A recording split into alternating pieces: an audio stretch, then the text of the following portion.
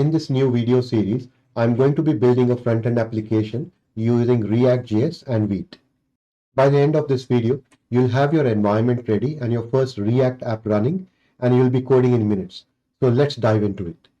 Before you start anything, you need to make sure that you have npm and node installed. You can run the following commands to make sure that you have both npm and node installed on your machine. Alright, I've opened up Visual Studio Code, and now we're going to create our Vite project. In the terminal, I'll type npm create Vite at latest my React app. This will create a new folder by the name of my React app for my project. So over here, I'll choose React, and then I'll choose TypeScript. Alright, let's run this to see what's been created so far. So first I'll be doing npm install.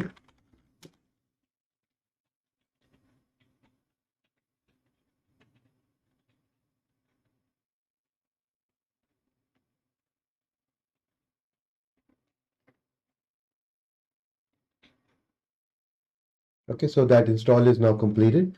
And to run the project, I can do npm Run Dev.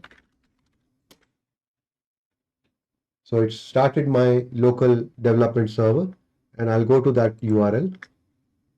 And you can see here that my project is up and running.